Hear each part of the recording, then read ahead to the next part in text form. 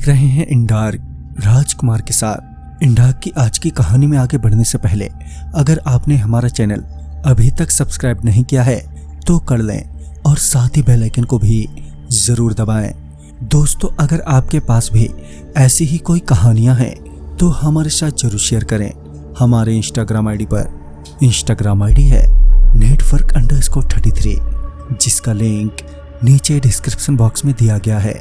दोस्तों, आज की कहानी में आगे बढ़ने से पहले अगर आपने इस कहानी का पहला भाग नहीं देखा है तो देख लें, लिंक नीचे डिस्क्रिप्शन बॉक्स में दिया गया है। तो चलिए बढ़ते हैं इस कहानी के दूसरे भाग की ओर। फोन पर जीपीएस मेरा लोकेशन फाइंड नहीं कर पा रहा था और मुझे अब बेचैनी सी होने लगी थी। फिर मैंने ट्रेन में सफर कर रहे एक आदमी को जगाते हुए पूछा, भाई साहब, ये ट्रेन कहाँ जा रही है?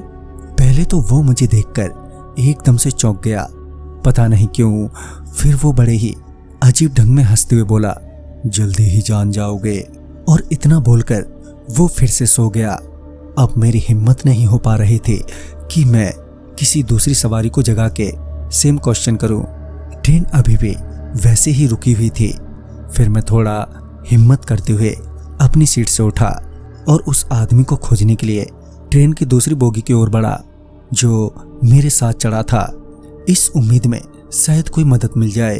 जब मैं अपनी बोगी से दूसरी बोगी में दाखिल हुआ तो मैंने फिर से नोटिस किया कि जगह एक बार फिर से बदल गई है।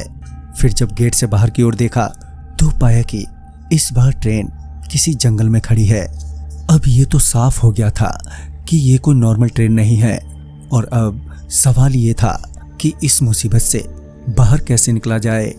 अभी तो मेरे को कुछ भी नहीं सूझ रहा था। मेरी जो थोड़ी बहुत उम्मीद थी वो उस आदमी पर ही निर्भर थी। लिहाजन मैं फिर से उस बोगी से अगले बोगी की ओर बढ़ा। बोगी से गुजरते वक्त एक बात तो मुझे और ज्यादा ही अजीब लगी। वो थी कि हर बोगी में सिर्फ 13 ही लोग थे। मेरी बोगी में भी मुझे लगा कि सिर्फ 13 ही जने थे। खैर, जब मैं अगले बोगी में पहुंचा तो फिर से एक बार जगह बदल गई थी। इस बार ट्रेन के दोनों तरफ खेत ही खेत थे। मैं आगे बढ़ ही रहा था कि मुझे किसी की जोर की आवाज सुनाई दी। ट्रेन से झांक कर देखा तो पाया कि 2 रेलवे पुलिस वाले एक आदमी का कॉलर पकड़कर खींचते हुए ट्रेन की ओर ला रहे हैं। रेलवे पुलिस वाला उस आदमी पर चिल्लाता हुआ बोल रहा था, तेरी इतनी हिम्मत कि तू ट्रेन की चेन खींचकर भागेगा। जब वो लोग करीब आए तो मैंने पाया कि वो आदमी जिसे पुलिस वाले पकड़ कर ला रहे थे तो वो वही आदमी था जिसे मैं ढूंढ रहा था। वो रेलवे पुलिस वाले उसे वापस ट्रेन में लेकर आ गए। वो लोग अगली बोगी में चढ़े थे तो मैं दौड़कर उस बोगी की ओर बढ़ा।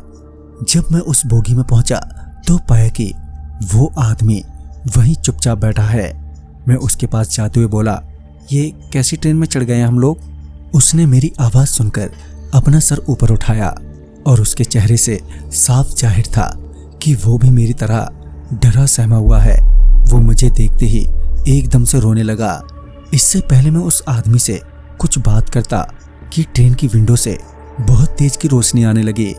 विंडो से बाहर की ओर देखा तो पाया कि कोई बड़ा सा स्टेशन है। मैं तुरंत ही ट्रेन से नीचे उतरा और देखा कि स्टेशन काफी बड़ा है, मगर वो स्टेशन पूरा सुनसान था। फिर मेरी नजर कंबल ओढ़े हुए एक आदमी पर पड़ी। मैं उस आदमी को देखकर दौड़कर उसके पास गया और पूछा, ये कौन सा स्टेशन है? तो इस पर उस आदमी ने बड़े ही अजीब सी आवाज में बोला, नाड़ा। पहले तो मुझे समझ में नहीं आया कि वो क्या बोला। मैंने जब दोबारा पूछा तो इस बार उसने एक और इशारा करते हुए कहा, नाड़ा। जब मैंने उस ओर देखा तो पाया कि वहां रेलवे स्टेशन का बोर्ड लगा है जिस पर लिखा है इनाड़ा जंक्शन। मैंने आज से पहले कभी ये नाम नहीं सुना था। मैंने फिर से फोन निकाला और गूगल पर मैंने टाइप किया इनाड़ा जंक्शन, तो फिर से कुछ नहीं आया। मैं अभी मोबाइल पर दोबारा सर्च कर ही रहा था कि ट्रेन ने चलने की हॉर्न दे दी, मगर इस बार मुझे कोई जल्दी नहीं थी क्योंकि मुझे पता था ट्रेन कहीं नहीं जाएगी। ट्रेन ने एक बार फिर से हॉर्न दी, मगर मैंने फिर से अनसुना कर दिया। कुछ देर बाद जब मोबाइल से कुछ पता नहीं चला तो मैं वापस ट्रेन की तरफ मुड़ा। जैसे ही मैं मुड़ा तो मैंने देखा कि अब वहां पर वो ट्रेन नहीं है। मैं स्टेशन पर हर जगह घूमा मगर पूरा स्टेशन ही खाली पड़ा था, वहां कोई भी नहीं था। मैं स्टेशन के मेन एंट्रेंस पर खड़ा अपनी किस्मत को कोसी रहा था कि मुझे एक आवाज आई। तो दोस्तों तरुण जी ये कौन सी स्पेशल ट्रेन में चढ़ गए थे और इस स्टेशन पर उनके साथ क्या हुआ, ये जानने के लिए देखना ना भूलें इस कहानी का अगला भाग कल रात 8:15 बजे। वीडियो आपको अच्छा लगा हो तो लाइक शेयर करें और साथ ही हमें कमेंट बॉक्स में जरूर बताएं। तो मैं आपका दोस्त राजकुमार जल्द ही मिलूंगा इस कहानी के अगले भाग के साथ। तब तक के लिए बाय एंड टेक केयर।